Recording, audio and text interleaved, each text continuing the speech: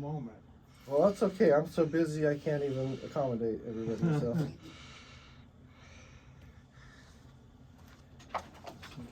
Some feelers out there soon.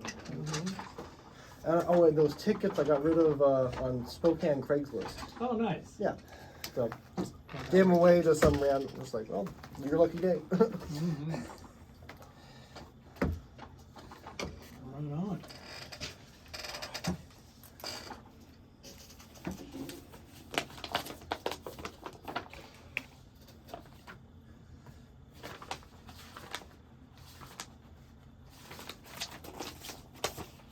So you've never seen Pearl Jam live then? Or? No, I don't think so. So you've seen them 3 times, and I've seen him once, and well, it's going to be tonight because we're going to pretend it's Thursday. So we saw the concert the other night. We didn't see him last night. Right. Just we saw him the other Tuesday. night. Yeah, Tuesday. Yeah, and now it's Thursday because we're live at 5. Yeah. No. Yep. Thank you for reminding me. And we're seeing him again. I'm seeing him again tonight. Yeah. Cool. Rock and roll. Mm-hmm. All right, I'm ready when you guys are. I'm good. Yeah.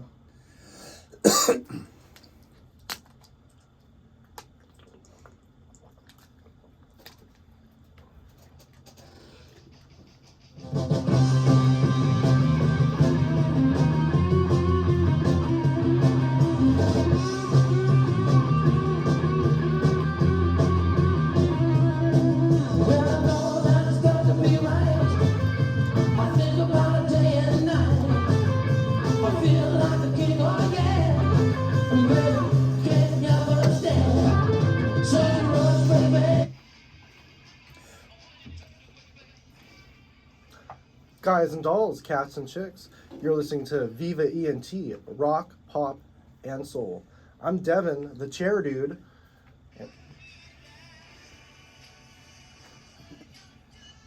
Hey, chair dudes! Are you sitting in on this one? Well, I picked up a new gig. I'm the water dumping dude at the winery. Like you pick up every chair, it gets rained upon outside. Someone's got to pour that water out for the concert. So that was my gig for Sarah McLachlan for 2 nights. So Right That's on. funny. so, but in the studio, staying nice and dry, is Darren, Dew Train Camp here.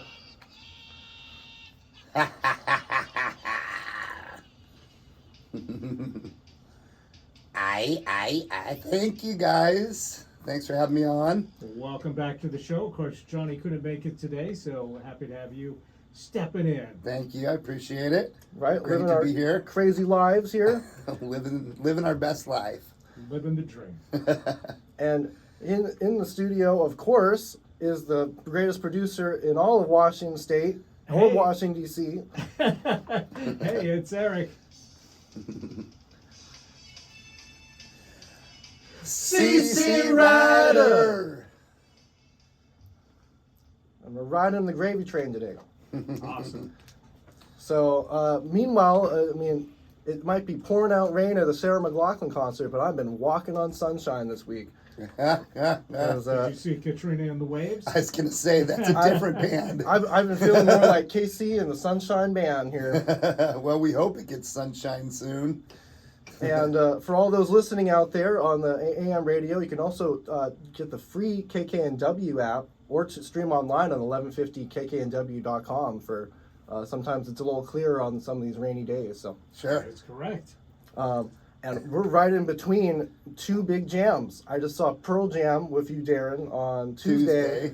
Yeah, And great I'm show. coming back tonight to the Climate Pledge Arena for another night of jamming. That's Wow. right. Some more jam.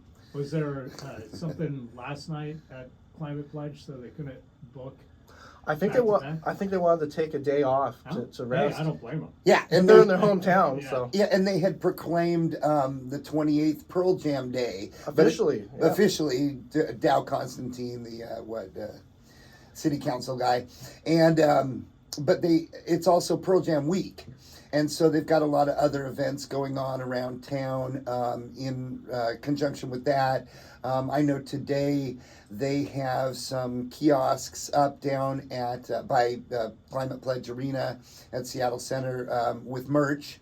If you want to buy merch, but you know you're not going to the show, sometimes it's like, hey, I want to buy merch, but I'm not going to the show, so they're going to give people the opportunity to do that today. And if you can't afford tickets, I'd recommend on Friday at the High Dive, Wash in Black tribute to Pearl Jam. They do a great job. Right, we saw them up at Tony V's a couple years ago. Great. Yeah, they played with the Stone Temple Pilots tribute, Wicked Garden. Yeah, so great show. Shout out to those guys. Mm-hmm. And Deep Sea Diver opened the show for Pearl Jam. They're on tour with them, and they joined them together for All Along the Watchtower. Yeah, that was awesome. I think that's one of my most watched videos so far. Yeah. Oh yeah, we've been getting a lot of views because last week we saw Billy Joel. Yeah, to mention, and Billy Joel, the piano man, a legend, another legend. And we're just having this great month from Justin Timberlake twice, Rolling Stones. Mm-hmm. Billy Joel. Amen. Yeah. And so much more ahead here this summer. Been a big month. Awesome. So there's been they've been our hometown heroes since the 1990s. So you've seen them before previously to Tuesday. I did. Yeah, I had. I mean this tells you how old I am. But back in '92, I was lucky enough to get tickets to that the famous Free show, the one that was supposed to be at Gasworks Park and then ended up at Magnuson Park because the mayor sort of shut down the Gasworks Park effort. I've got some pictures I took from that show.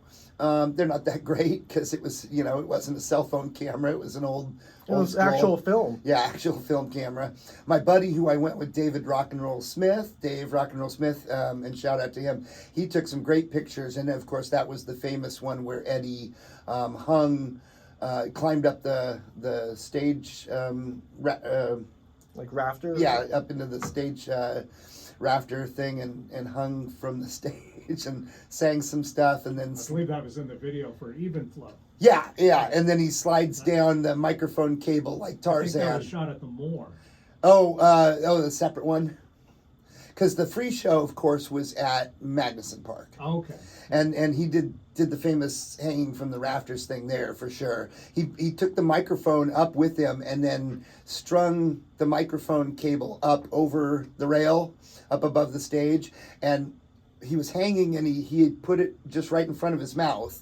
Right. Hung the microphone in front of his mouth while he hung there and sang, and then he shot the microphone back down to the stage and sort of slid down the two parts of the mic cable like Tarzan. And he wasn't like strapped in or anything. He was he was free in his free solo on that. Yeah, there was no safety on that one. The wild times in the 90s. That's right, the height of the grunge era. Yeah, he wasn't doing any of that at the show on Tuesday. It was just straight rock and roll.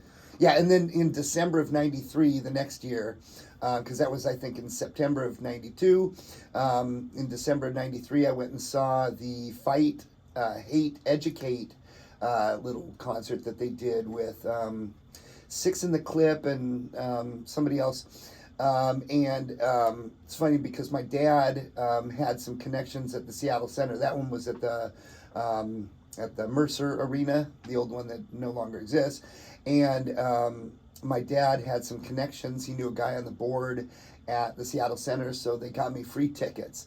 So the funny thing is that both of my first two Pearl Jam concerts were free, which is pretty cool. And we had a bonus part of the Pearl Jam with Matt Cameron this January with Dinosaur Jr. Oh, that's right, yeah. At the Neptune. He made an appearance. Mark R. made an appearance, and then Dave Matthews. So yeah, that was a very fun. Special night. But Matt Cameron and Eddie was really pumping up Matt Cameron last night. I mean, he was really giving him some big kudos. So they did play Even Flow, but they didn't play like Elderly Woman at the Counter in a Small Town, or one of my favorite songs by them is Black, and they didn't play that one. But maybe they'll play it tonight. So. Because the set list has been varied. They've been all these tour debuts. But they played Alive and they played Even Flow and they played the Essentials. They also played for 2 hours. Yeah, so yeah. They opened up with Release, which was great. Yeah. And then we're playing 10 some of their album. new album stuff, which is From Dark Matter. Cool. And I noticed the video wall. So at first I was like, is there a video wall? It looked like they're using light and shadows. I thought maybe that big thing was actually just like not even a screen, but then it did turn into a video wall. Eventually. But they for the new songs they had much more like music video visuals. When it was on their old stuff, they'd use iMag or they had or not even use the video wall. So well, and they had different parts of the video wall. They had the main part, and then they had the two corners where they would have separate. But when it was a new one, it had newer effects, newer visuals. Oh yeah. From the Dark Matter album, it was all like like graphic, illustrated sort of stuff. Really cool. So there are hometown heroes, and they're dubbed the most popular American rock and roll band of the 1990s. Yeah, and it's amazing. All the members are still alive and together, and they're one of the last of that era that are still performing. Yeah. So before we get away from this thing about Tuesday, I want to say a couple things. First off, the best viral moment from the show was when they played the song Daughter. And a young girl who maybe was 6?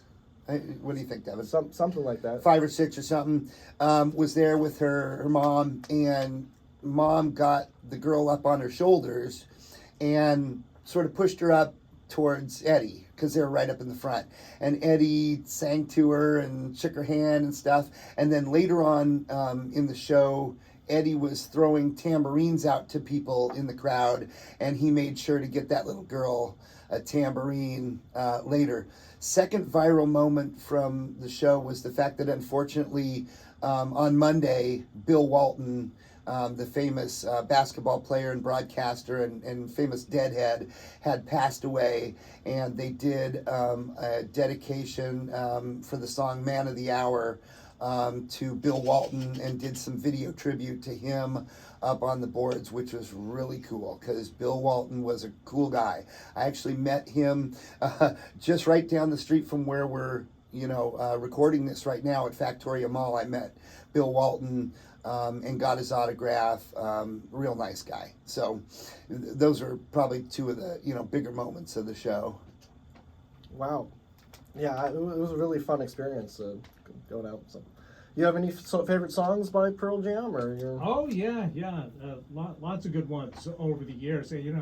I had just moved to this area to the Northwest in 1991.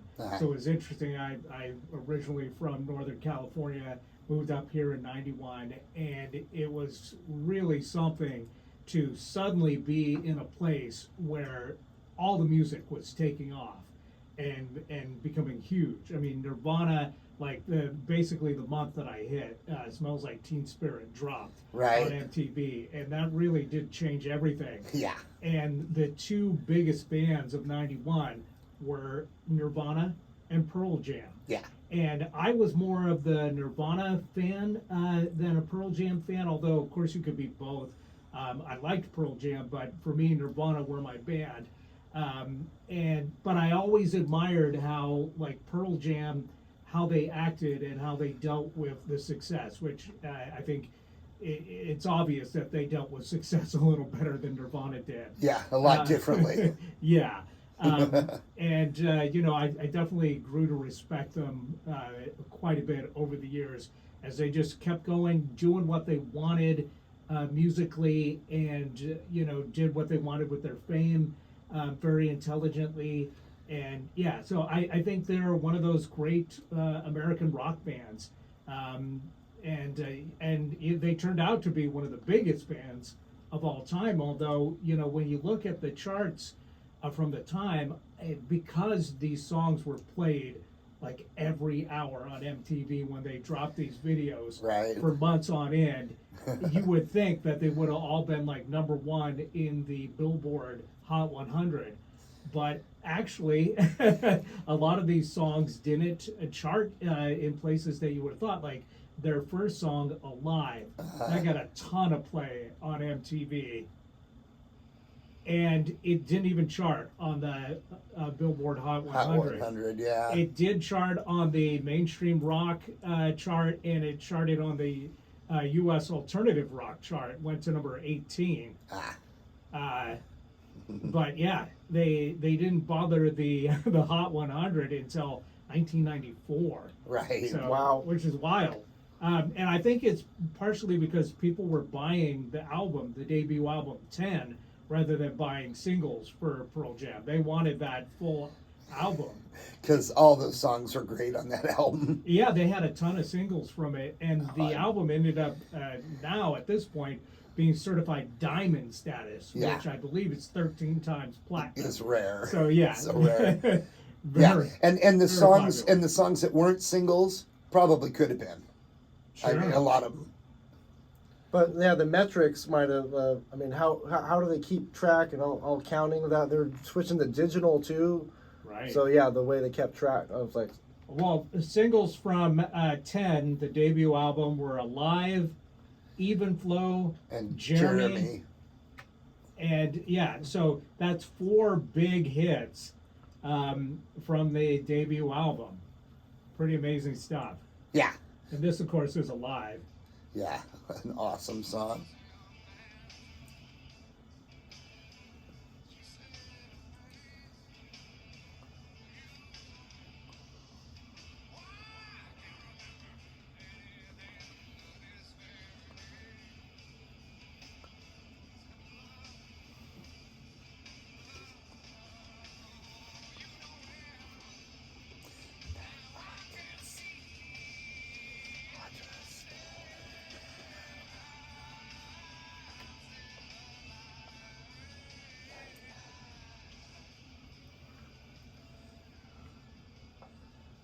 and they were veteran musicians by then because they had been in other bands like Mother Love Bone. And actually, That's even right. and before Mother Love Bone, they were in Green River. Yeah, well, there was members of Green River and Mother Love Bone that came together to form Pearl Jam Yeah. after the singer of Mother Love Bone sadly passed away. Jeff Ament and Stone Gossard, yeah. Yeah, yeah. So they were kind of a super group from the start. Although folks outside of Seattle probably wouldn't have known. I liked Mother Love Bone and knew about them, even when I was living in California. But they didn't really make a big splash the way because they were like kind of proto grunge, but it was before grunge took over the world. So like Alice in Chains, Mother Love Bone, Nirvana, Soundgarden, Screaming Trees, all these bands existed before 91 and before grunge took over, but they were kind of like lesser known alternative rock bands that weren't lumped into a scene the way they were once 91 rolled around and Smells Like Teen Spirit just changed everything. And then jumped Yeah. on that grunge bandwagon. Absolutely, whether they liked it or not, the record companies Right. were like, yeah, let's ride this wave. Yeah, let's get him right there. And we've been to Jack and Dino's studio. Yeah, that's Yeah. right, for Signal Flags. Yep. Yeah, and we met Jack and Dino, who was one of Nirvana's producers. Yeah, he produced a lot of Yeah. Northwest rock Yeah. back in the 90s. And the joke was that some folks thought that Jack and Dino was a team. Jack and Dino, they're great guys. Yeah, both of them. Yeah, exactly. That's funny. But second single was Even Flow, Huh. which went to number 3 on the mainstream rock charts and 21 on the alternative rock charts. But again, because this was played every single hour on MTV when this came out, I would have swore this was a number 1 hit. Yeah. Right? And this is the song that talks about Seattle.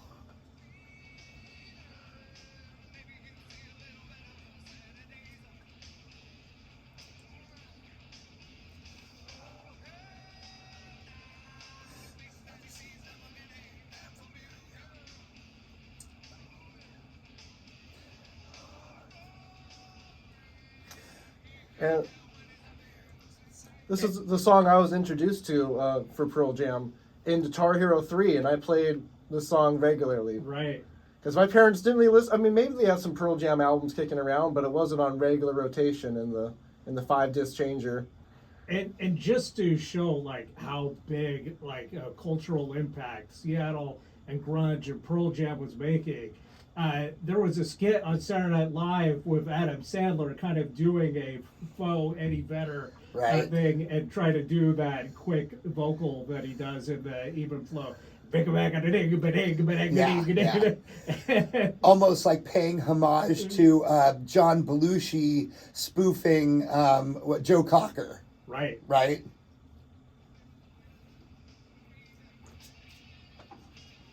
And both Pearl Jam and Nirvana appeared on SNL around that time. Yeah. And helped us solidify their status. Yeah.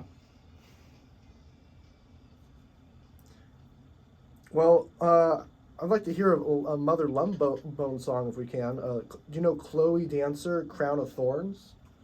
I believe that I do. I think their biggest hit was actually a song called Shine.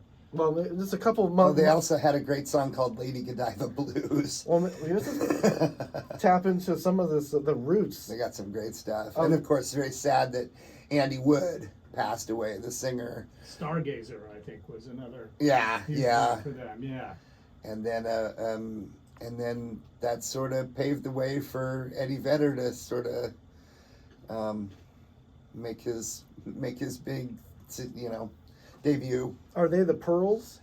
They're each got their own Yeah, I don't know. talents. Yeah, multi-talented. The funny thing is, we haven't even talked about the fact that they weren't named Pearl Jam at the beginning.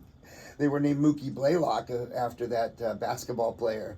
And that's why 10 is significant, because it's how many players are on a basketball court at one time. And 5 against 1 was the band against the world, but also like 5 players against, the other team and stuff. So a lot of basketball stuff with them. But yeah. They had to change the name. They're like, no, you can't use it. That wasn't going to work for them very well.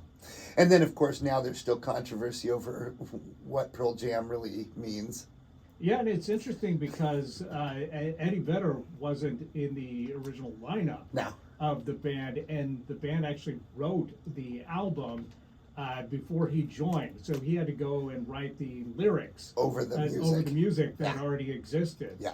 Rather than being there right from the start. So I think he kind of had slight resentment towards 10 because of that, and then really felt like he came into his own with the later albums. Yeah, Verses and Vitology and stuff. Yeah. Well, here it is, that Mother Love Bone track, Chloe Dancer. Yeah, Yes. That's Yeah. it. Crown of Thorns. Yeah, great song.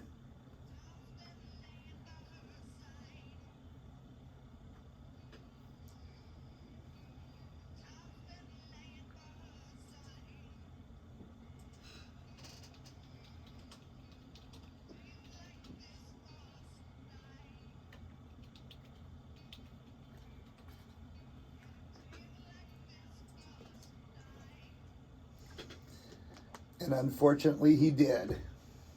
Right. Yeah, he was the first big casualty of the Seattle rock scene before it blew up. into No, the world, actually, yeah. he wasn't. He was the first casualty of the grunge scene. The Right. first casualty of the Seattle rock scene was Jimi Hendrix. Well, of course, but there's a huge gap Jokes. in between that Jokes. happening. And it was great that Billy Joel played some Jimi Hendrix songs. Yeah, Oh, really? Yeah. yeah. He played Purple Haze. Purple Haze, and he also played one other one. Goodness, I can't remember. And then, Well, I know Billy Joel at one point released a heavy metal album, so that's not too surprising that Right. he would pay tribute to Jimmy. With The Wind Cries Mary. Wind Cries Mary. There, you got it. And also Jason Bonham's Led Zeppelin evening was awesome. It opened up. Well, so- and Pearl Jam played All Along the Watchtower. Yeah. Which was, as they said, playing Jimi Hendrix through Bob Dylan. Right, they're channeling course- Hendrix. That was 'cause Bob Dylan wrote the song, Yeah, but- Bob Dylan's original. And here's my favorite Mother Love Bone song. This is called Stardog Champion. Oh yeah, another great song.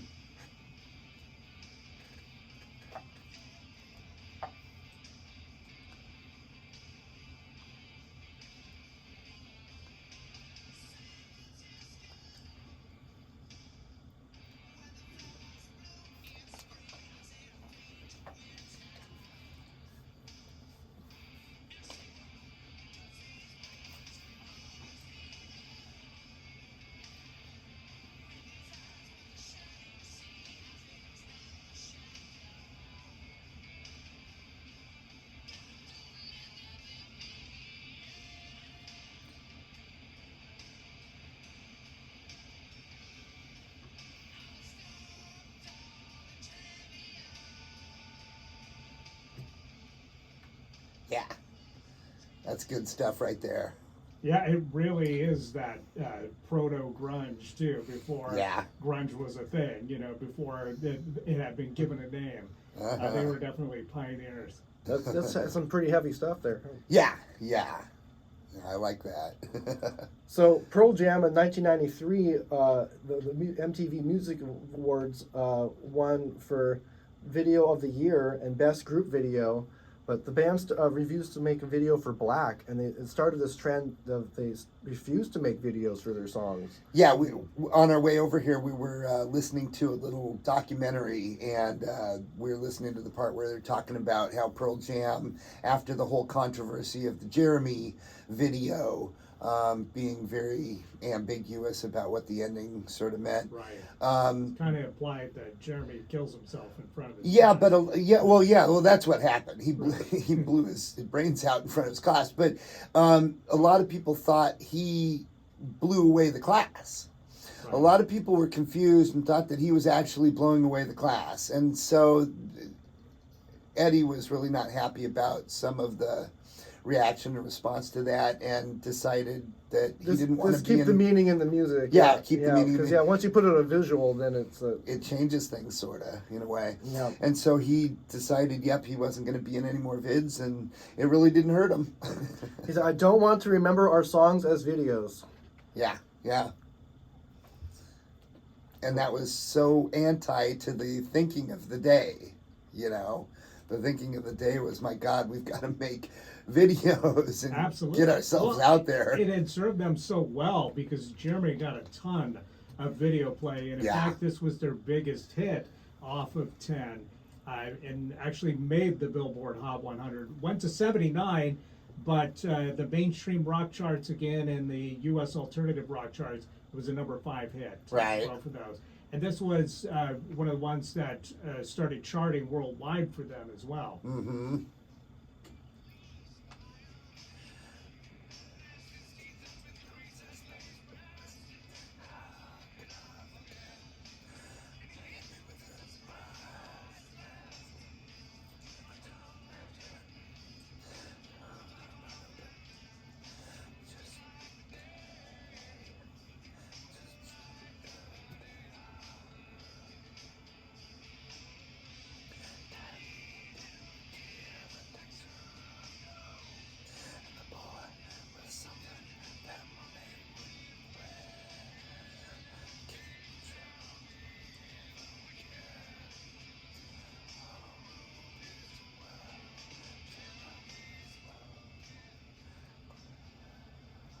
Yeah. Based on 2 separate incidents, Eddie kind of combined the stories into one to inspire the song. Uh-huh. Yeah. Well- Very powerful stuff. And then they released their second album, Versus, which sold 950,000 copies in its first week of release, setting the record for most copies of an album sold in the first week of release at the time. Wow. Yeah. It was a big deal. Yeah. It was definitely, there was such huge anticipation for the second Pearl Jam album. And when it did come out in 93, the first single, Go, was big, but it was Daughter, the second single, Yes. that really got everybody's attention.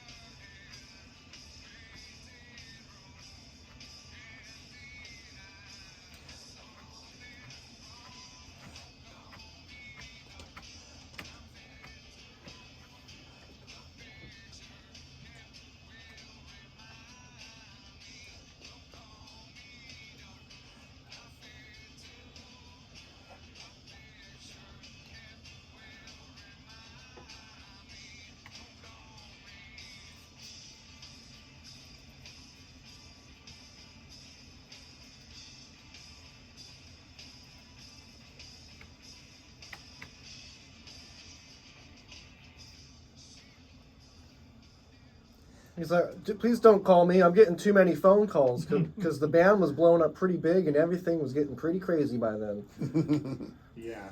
I bet. Well, they had a few other hits off this album, Animal and Dissident.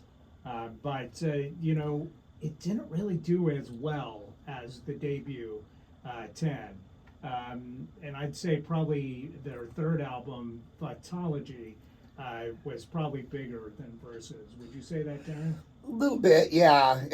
But again, it was sort of another yet change in sort of the sound and sort of the, you know, the general flavor of the tracks and stuff. They were working with like a new producer, I guess, after 10, and he decided to sort of change a little bit of the sound, or well, not change it, I shouldn't say, let them decide what the sound was, rather than trying to, I guess the first producer, even though the 10 album was so great, the first producer really was sort of telling him a lot of how he wanted it to be.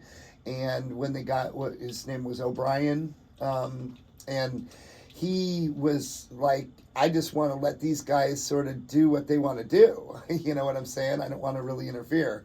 And apparently, yeah, it worked, you know. And they wanted to do the touring habits of Led Zeppelin and ignore the press and took the music directly to the fans. Yeah. And they set a cap on ticket prices and were trying to when they were outraged when they found out Ticketmaster was gouging their customers. Yeah. So I think that video thing kind of backfired on them a little bit in that that first album 10 had, you know, several videos that got tons of video play, and then suddenly with the second album, MTV really didn't have much footage to play at that point. You know, they resorted to actually showing some live stuff. Well, why do you think they brought him in for an unplugged album? Exactly. So, but I gotta say, probably my favorite tune from Pearl Jam was the second single off of Vitology, Not For You. I think this is still one of their best tunes.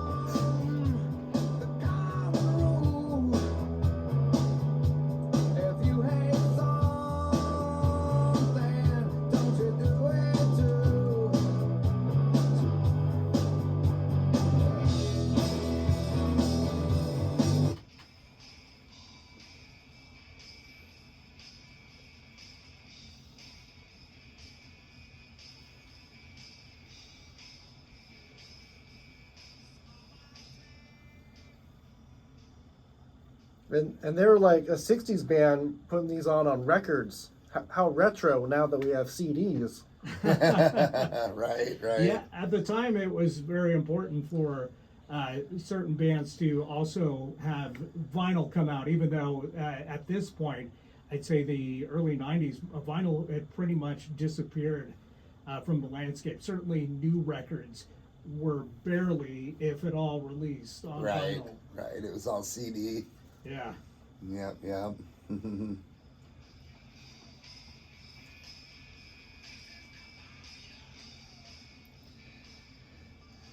So on Tuesday, they actually played Satan's Bed as a tour debut.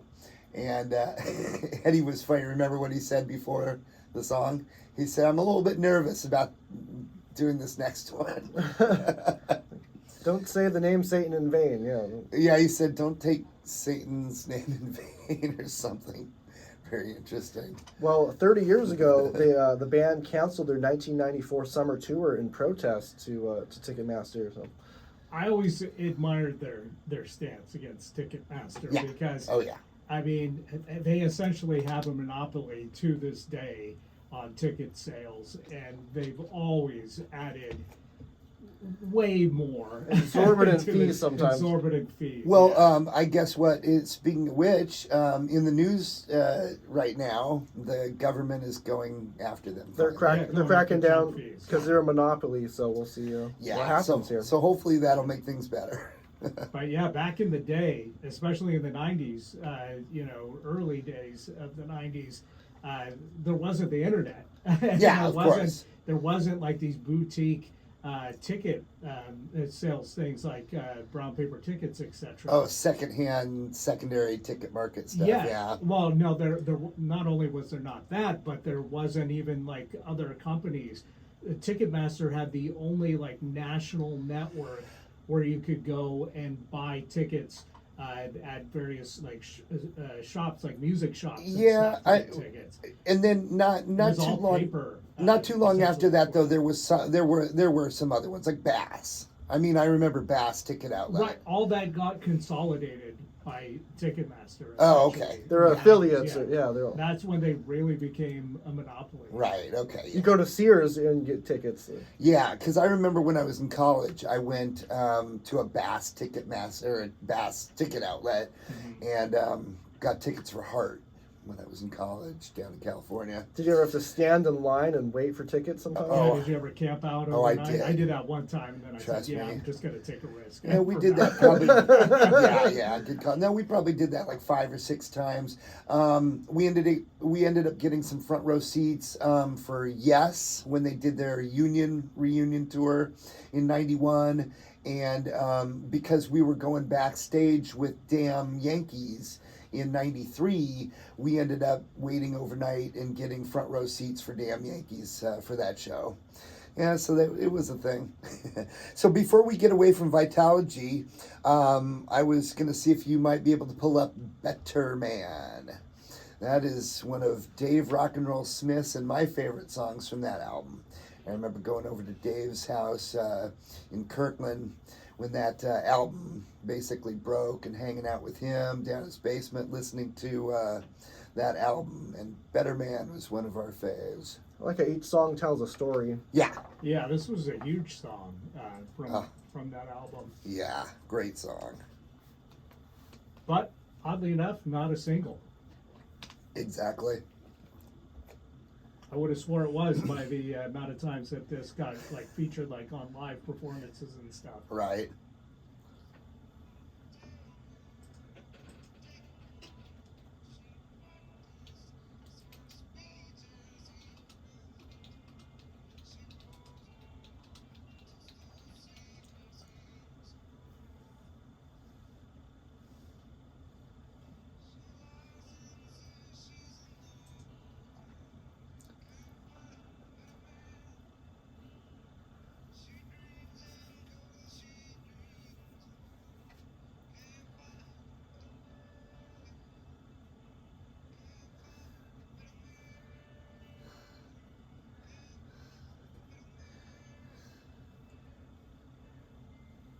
We had a friend whose last name was Bitterman, I can't find a bitter man. and so we used to tease him about that a lot.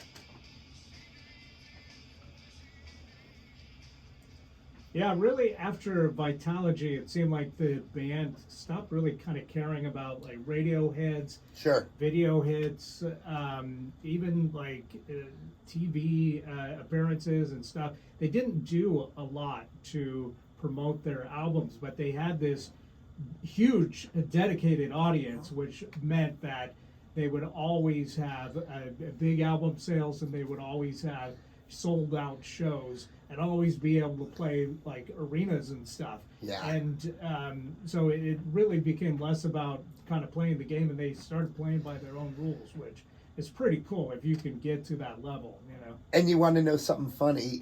You were mentioning earlier about how they did sort of they wanted to be like Led Zeppelin, right, and tour like them and stuff. And you know who else's business model that was? The Grateful Dead. Those guys, they didn't care about the albums because they knew they weren't making any money off those albums anyway. And of course, Right. this was a little different era than when Pearl Jam was coming through their album era. But they decided that we're not going to play the game. We're going to tour. We're going to tour, you know. We're going to go places and jam. Yeah, and whether jam they and, like it or not. But they were more able to control a lot of the money from than the album stuff. They didn't have any control over the money really for the album stuff, but they did over the touring stuff, which is cool. Yeah, so Pearl Jam sort of similar in a way. Yeah, but despite all that, despite not playing the game, they still managed to have big hits along the way. Sure. Like after the '97 album Yield, when that came out, had a pretty sizable hit for them called "Given to Fly." Yeah, and oh, they played that I Yep. think last night They or Tuesday, Yep. and yeah, I think, and it's because they were still always great songwriters. And this went to 21 on the pop charts. It was number 1 on the mainstream rock charts and number 3 on the alternative rock charts. So one of their bigger hits of their career.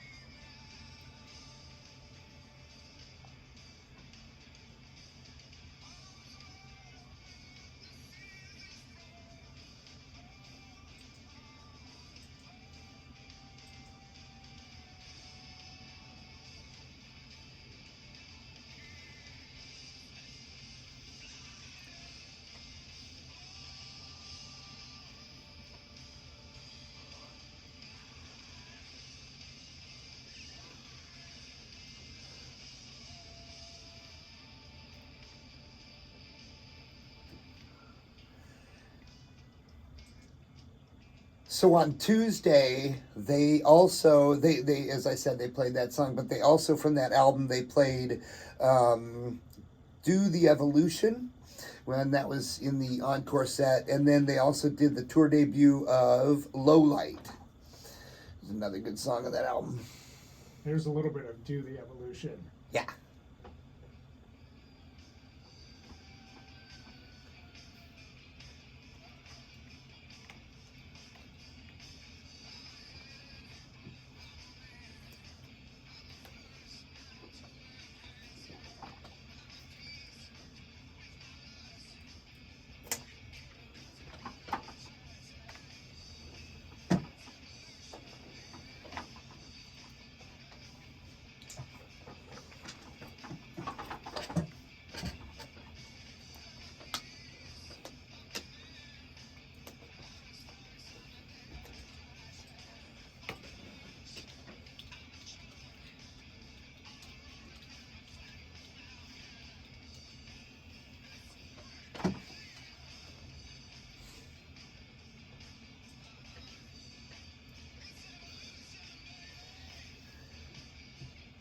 his vocals, it hardly sounds like him. It's like, There's another song on the Yield record. And they've evolved by then, yeah, no, I love it though. I mean, and they're still evolving to it's this like day. production stuff, you know, tricks and things, and it's great because it makes it so that it doesn't sound all the same all the time. You change his vocals up and give him a little effect on the vocals like that. Oh, there was fast moments at the concerts and slow pop moments like "Just Breathe" when Eddie Vedder did that solo. That was- Right. Yep. Eddie did a lot of talking about, you know, of course, about family and Seattle and stuff, which is really cool. It's home, yeah. Yeah, home. Walking these streets. Yep. The movie Singles. Oh yeah, And his daughter's reaction to the movie Singles. Singles was a big movie. '92, I think. Yeah, it sounds right. Yeah, that was set in the grunge scene of Seattle Yeah. at the time, and of course, a lot of the bands had roles in the movie, Uh-huh. including Pearl Jam, which I believe, A couple of the guys. yeah, It wasn't well, all of them. they kind of assembled a super group Yep. of members. Called Citizen Dick. Yes, exactly. Yeah, with Matt Dillon Yep. as the front As man. the front man, yeah. But I believe Eddie Vedder shows up in the movie. It's Oh, I been think a you're long right. time since I've seen it. No, I think but you're right. yeah, I'd like to watch that again because one of my favorite places to hang out in Seattle at the time was the OK Hotel. Yeah. And they shot a lot of the movie in the OK Hotel. Yeah, and I'll give my friend John Whitney a shout out. He's a great drummer and keyboard player. Their old band, Speed Twin, used to play at the OK Hotel way back in the day. I went to a couple shows with those guys there. Awesome stuff. And There's then- some speaking of the OK Hotel, Uh-huh. I recently stumbled across some great live footage of Nirvana, like just on the cusp of exploding, playing Wow. at the OK Hotel, which was a small venue. yeah, very small. Yeah, and they had some of those great songs that were just about to make them superstars Yeah. and make sure they could never play a venue that small again. But Right. even then was packed out, so well worth seeking out. And it was rare that they got to break out beyond Seattle because there's like hundreds, if not thousands, of bands playing every night, and it's like only a few I want- somehow get big. Yeah, I wonder if that's where that famous incident with Nirvana happened, where they played "Smells Like Teen Spirit" for one of the first times in front of a live audience, and it really hadn't been named yet. And I guess there's a rumor that some girls in the back of the venue were not really paying much attention to the show, and after the song ended, he was like getting a reaction from the crowd, and the two girls in the back, just oblivious to everybody else, were saying, "I don't know, smells like Teen Spirit."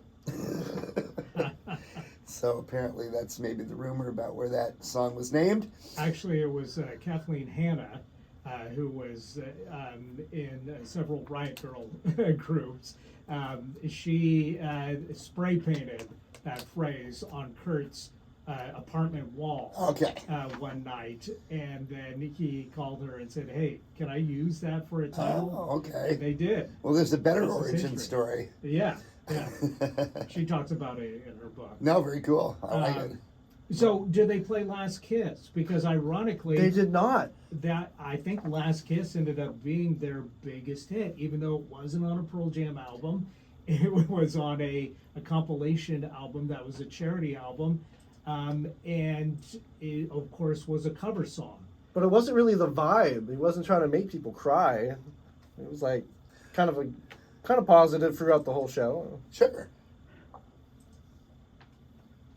But let's hear a little bit of Last Kiss. I do Yeah. like the song. Yeah, this is a great song.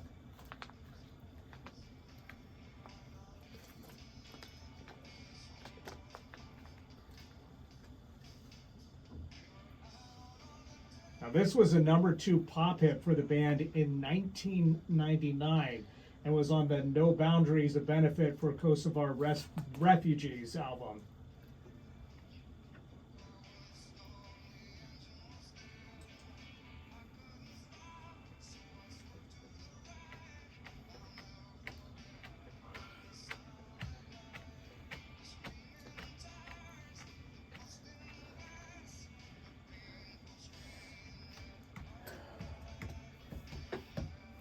I'll be honest, that one reminds me of a Bruce Springsteen song. Yeah. I mean, it has a little of that flavor. it was written by Wayne Cochran in 1961, but was originally a hit by J. Frank Wilson and the Cavaliers back in 1964. But probably made a big impression on young Bruce Springsteen. Oh, I could hear him doing a cover of it as well.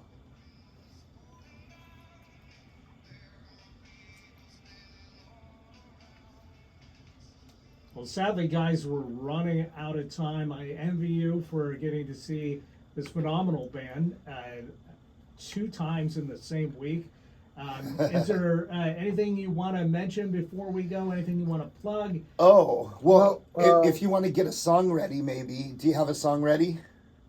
I've got lots of songs ready. Because I was going to say, the one song that I thought was one of their fun ones that was sort of like a bonus track was called Dirty Frank. It's sort of an infamous song of theirs. And Now, is this a song we can play on the radio? I think so.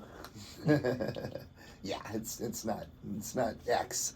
But anyway, we do want to shout out the Facebook group. Well, before that, the band released 72 live albums in 2000 and 2001, and twice set a record for most albums to debut on the top 200 at the same time. Wow, I did not know that. So, yeah, lots to listen out there. But the Viva ENT Talk Radio, Rock Pop and Soul Facebook page, the group. Yeah, please join and interact. Yeah, and come have join the fun. conversation. Yep. The Black Keys have canceled their tour in North America, so that's right. But that's the same night we're going to see Smokey Robinson. So. Right. You've got a big YouTube channel, as I do. Oh yeah, Devin You're getting a Creisler lot of Studios. hits. That's where I have all my archive video, and we also got your channels. Yep, at Do Train, and that is my live music channel. And then I also have a new YouTube channel, Mother McCree's Warlocks and Grateful Dead Archives. And so I do a lot of live Grateful Dead Archive concert posting on the other page. But at Do Train for all the live, the Pearl Jam stuff is up there. Well, maybe Pearl Jam should have a residency in Seattle. Just, I think they could do it anytime they wanted. Well, they seem to imply that Still one of the on biggest bands in Tuesday. the world. Yeah, they sort of implied that on Tuesday that now that they've played in Climate Pledge, they like that place, and I think they'll be coming back more often. And your band Battersea made it in the papers. Oh yeah, top 10 band local yeah, band. congratulations. Oh, thank you very much. Yeah, they did a shout out to us in the Weekly Volcano. TV Snow. Yeah, one of our tracks from our debut album. So Yeah. BatterseaTheBand.bandcamp.com if you want to check it out. And the name of the album again? Shooting Day for Night. That's right. Yeah. Okay, well, guys, so much fun talking about Pearl Jam with you. But I Yeah. gotta get to the we gotta go get to the show. We're gonna Yeah. go to the Pearl Jam. Gotta get to the Yeah. show. Yeah, doors are tonight. opening soon. You'll have to let me know if they play Dirty Frank, which is what we're going out with today. There you go. Cheers, guys. Thank Thanks for you. listening, everybody. Thanks for having me on, guys. Yep. Thanks for coming on again. Thanks. Yeah.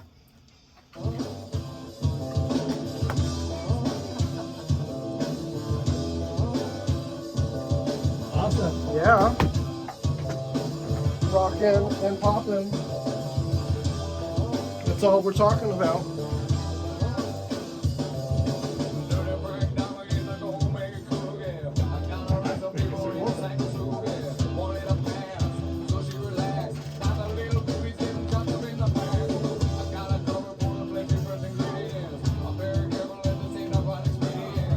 You have someone after this? Yeah, get a live show at 2 or 3.